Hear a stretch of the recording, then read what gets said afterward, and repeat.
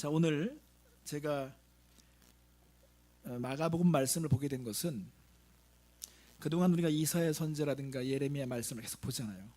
근데 이사야가 말씀을 선포하고 예레미야가 계속 수백 번 그렇게 말씀을 선포했는데 나라가 망하기까지 왕과 지도자과 백성이 하나님의 말씀을 듣지 않았어요.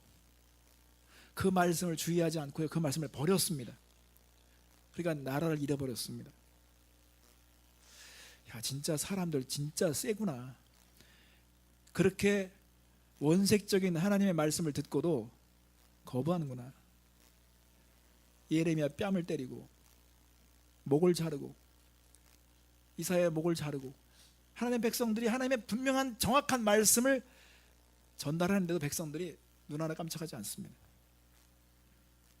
이것은 오늘 우리의 이야기일 수 있습니다. 왜냐하면 여러분,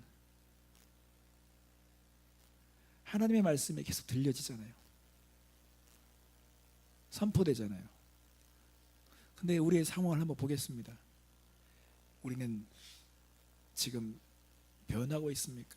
성장하고 있습니까? 열매를 확인하고 있습니까?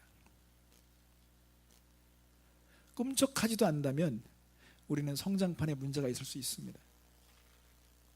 성장판에 문제가 있는 것입니다. 말씀에 놓여져 있는 그 포지셔닝에 문제가 있는 것입니다. 하나님의 말씀은 히브리서 4장 12절이면 살아있고 활력이 있어 좌우의 날선 어떤 것보다 예리하며 혼과 영과 및 관절과 골수를 찔러 쪼개기까지 하며 마음의 생각과 뜻을 판단한다고 그랬습니다.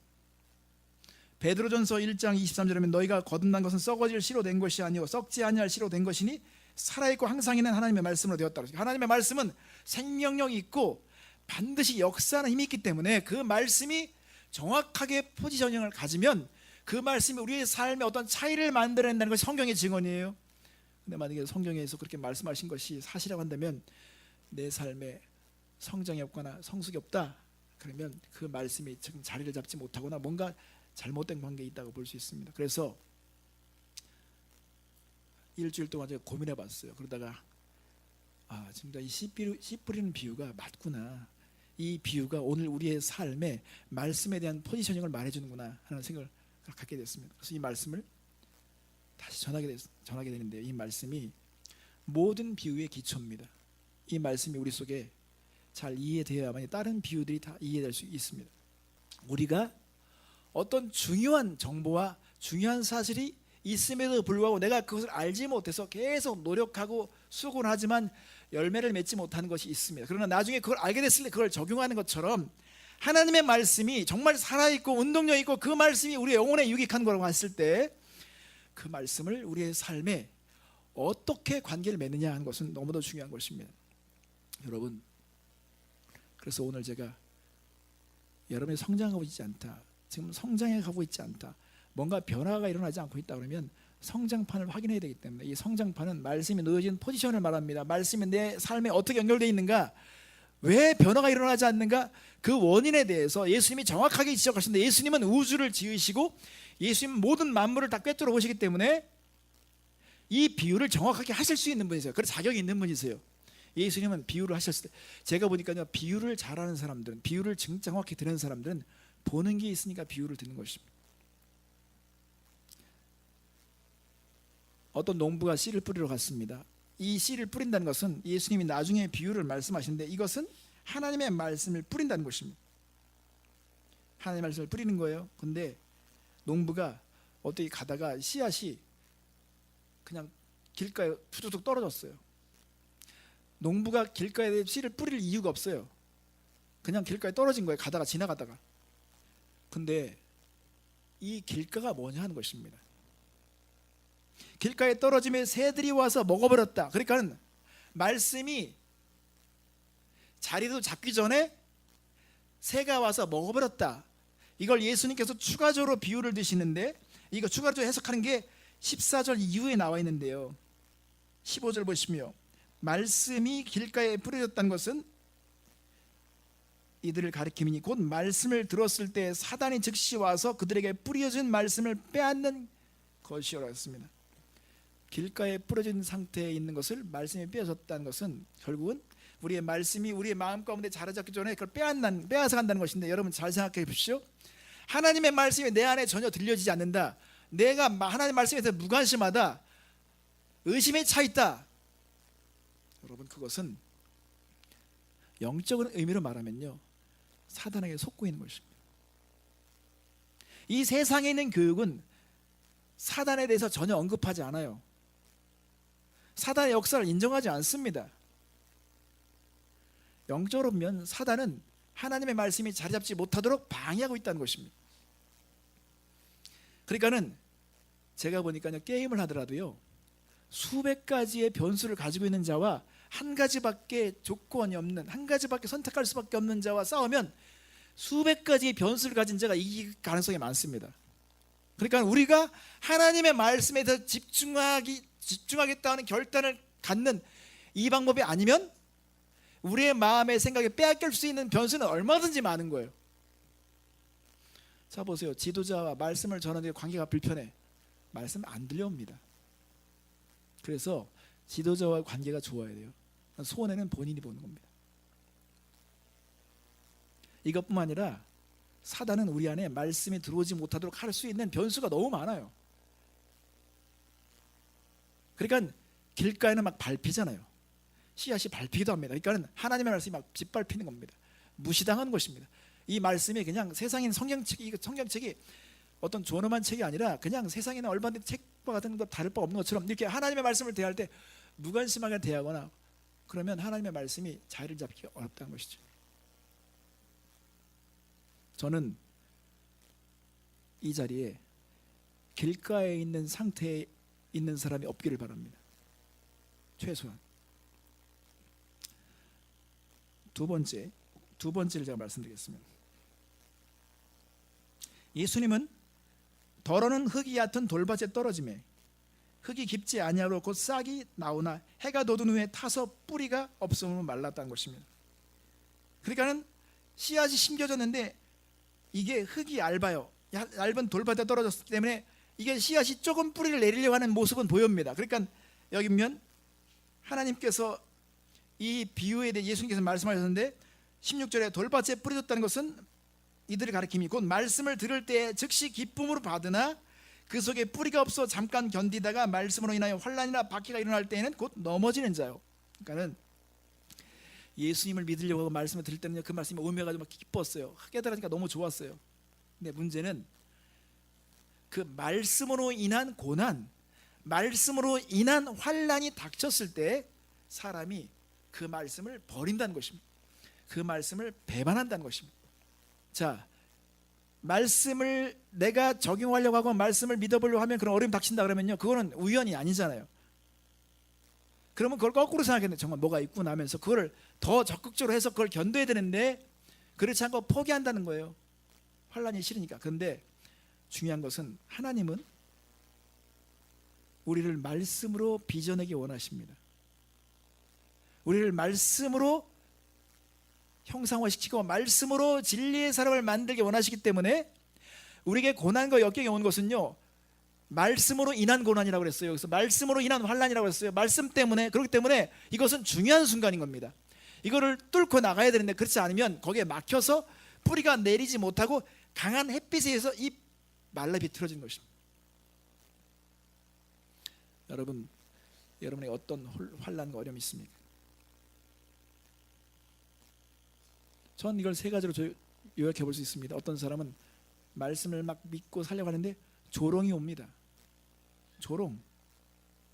두 번째는 핍박이 옵니다. 세 번째는 내부적인 갈등이 옵니다. 신앙생활 하다 보면 갈등이 존재하죠. 갈등을 피할 수 없습니다. 인간관계 갈등이 있을 수 있습니다.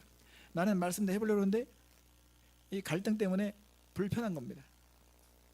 또 핍박이 올 수 있어요. 조롱이 우리에게 올 수 있습니다. 이런 것 때문에 사람들이 말씀을 읽는 것을 어려워합니다.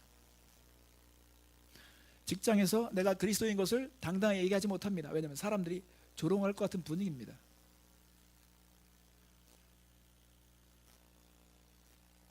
이게 우리의 어려움이죠. 그러니까 말씀이 뿌리를 내리기도 전에 그런 조롱과 핍박과 갈등에 의해서 주저하게 되죠. 그러니까 그 말씀이 뿌리를 내리지 못하고 있는 상황에서 강렬한 햇빛에 의해서 그 말씀이 그냥 시들어 버리는 겁니다.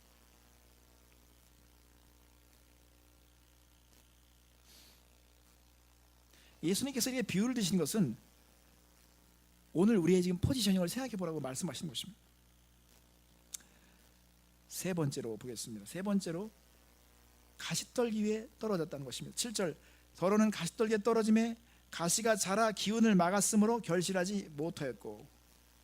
이렇게만 설명했지만 예수님은 추가적으로 해석을 하시는데 18절에 어떤 이는 가시떨기에 뿌려진 자니 이들은 말씀을 듣기는 하되 세상의 염려와 재물의 유혹과 기타 욕심이 들어와 말씀을 막아 결실하지 못하게 되는 자요라고 했습니다. 근데요, 저는 오늘날 교회의 상황을 보면 이 가시떨기 위에 뿌려진 씨앗들이 되게 많은 것 같아요.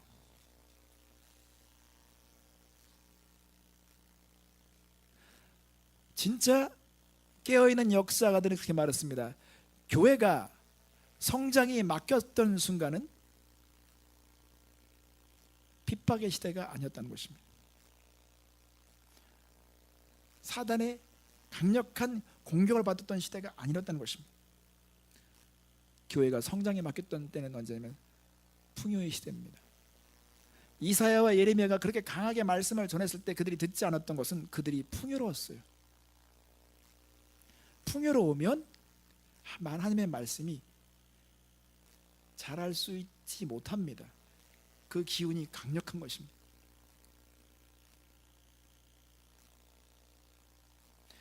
이게 지금 우리 어려움입니다. 여러분, 고급 승용차를 사서 그 승용차를 관리하고 닦을 시간이 있으면서도 하나님의 말씀을 읽을 시간이 없다. 이게 우리를 막고 있는 것입니다.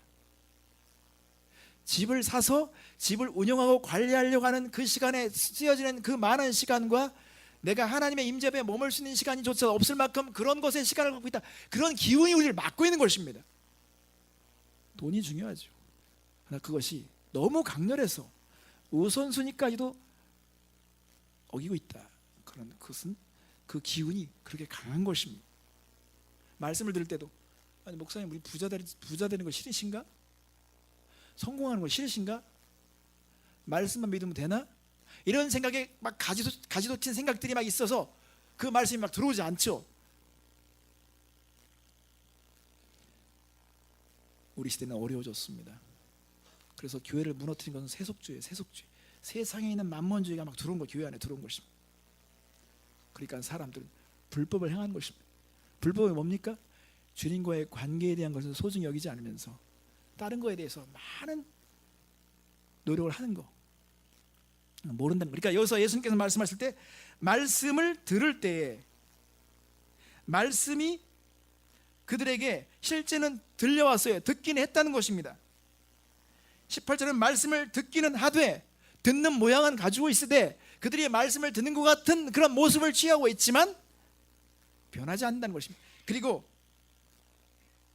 그것이 막혀서 하나님의 말씀이 워킹하지 않는 것입니다. 오늘 이 시대의 사람들은요 점점 하나님을 버리고 있습니다. 말씀을 버리고 있어요. 그래서 인간은 속는 거예요. 약해서 속고 어리석어서 속죠. 그리고 그렇게 속아서 나중에 또 대가를 치르죠. 이게 악순환이 계속 되는 겁니다. 지금은 풍요의 시대입니다. 풍요의 시대임에도 불구하고 사람들은 불면증에 시달리죠. 우울증에 시달리죠. 허무적인 생각에 시달리죠. 왜 그럴까요? 우리 영혼이 하나님의 말씀으로 만족하지 않으면 우리 영혼은 반역을 일으킵니다. 우리 안에서 영혼이 반항합니다. 도전하는 것입니다. 그게 자연적인 겁니다. 누가복음 8장 14절이면 말씀을 들은 자이나 지내는 중 이생의 염려와 재물과 향락의 기운이 막혀 온전히 결실하지 못한 자. 그러니까 결실은 어느 정도 하겠지만 온전히 결실하지 못한다는 것은 모양새는 믿는 것 같고 예수 믿는 것 같고 말씀을 듣는 것 같고 헌금 생활도 하고 뭔가를 하는 것 같지만 하나님의 말씀이 그 속에서 역사하는 힘이 약하다는 것이 왜냐하면 기운이 강한 것입니다. 그래서 거짓된 제자들이 교회에 많아지는 것입니다. 거짓된 제자들은 창조주보다 창조물에 대한 관심이 더 많습니다. 하나님의 그 임재 안에 머무는 것보다, 하나님의 말씀의 진리를 깨닫는 것보다 돈이 더 숭배가 되는 것입니다. 오는 하나님 천국에 대한 관심보다 지금 이 세상에 대한 관심이 더 큰 것입니다. 이게 참된 제자가 아니라 거짓된 제자의 증표죠. 저는 오늘 여러분에게 도전하고 싶은 것은요, 나는 하나님 말씀에 대해서 무관심한가? 나는 하나님의 말씀에 대해서 무엇이 막혀있는가? 무엇이 하나님 말씀이 뿌리내리지 못하도록 막고 있는가? 내가 하나님의 말씀을 정말 어떻게 생각하고 존중하고 있는가? 경외하고 있는가? 내가 하나님의 말씀을 존중하고 경외하기 전에 다른 것이 들어와가지고 내 기운을 막고 있는가? 무슨 염려가 이 말씀을 막아서고 있는가? 이거에 대해서 생각해 보기를 원합니다. 한 가지 더 예수님께서 말씀하셨습니다. 더러는 좋은 땅에 떨어짐에 자라 무성하여 결실하였으니 30배나 60배나 100배가 되었느니라. 이르되 들을 뀌는 자는 들으라. 지금도 예수님 말씀하십니다. 들을 뀌는 자는 들으라는 것입니다. 여러분, 기독교는요 말씀의 종교죠. 그렇기 때문에 귀가 복되어야 합니다. 들려오지 않으면요 그 영혼은 병들게 되어 있어요. 예수님이 추가적으로 설명하였습니다. 좋은 땅에 뿌려졌다는 것을 누가복음 8장 15절에 보면 좋은 땅에 있다는 것은 착하고 좋은 마음으로 말씀을 듣고 지키어 인내로 결실하는 자니라 라고 했습니다. 결국은 좋은 땅이라고 하는 것은요 착하고 좋은 마음이에요. 이 말씀에 대해서 착하고 좋은 마음을 갖는 것, 신사적인 마음을 갖는 것이고, 그 말씀을 받아서 빼앗기지 않고 그 말씀을 지키면서 기다리는 거예요. 여기 밖에 나가시면 씨앗을 심은 화분이 있어요. 근데 일주일이 딱 지나니까 요만한 싹이 나와가지고요 얘들이 자기를 증거하는 거예요. 또 일주일이 지나니까 얘가 쑥 자라가지고 얘들이 전부 햇빛을 향해서 바라보고 있어요. 지금은 부인할 수 없을 만큼 이게 자란 겁니다. 그것처럼 하나님의 말씀은 저렇게 역사하기로 돼 있다는 것입니다. 변화를 일으키고요, 우리는 차이를 만들고 성숙을 하게 만든다는 것이죠. 만약에 내가 잘하지 않고 있다, 작년과 오늘이 별로 차이가 없다, 그러면 성장판에 문제가 있는 것입니다. 하나님의 말씀이 자리를 잡지 못하고 있는 것입니다. 어딘가 기운이 막혔든지 방해를 받든지 뿌리를 내리지 못하고 있다고 봐야 하는 것입니다. 하나님의 말씀은 분명히 살아있기 때문에 그 말씀이 우리 안에 들어오면 그 말씀은 자기 존재를 증명하게 되면, 생명이기 때문에, 생명의 씨앗이기 때문에 그럴 수밖에 없는 것입니다.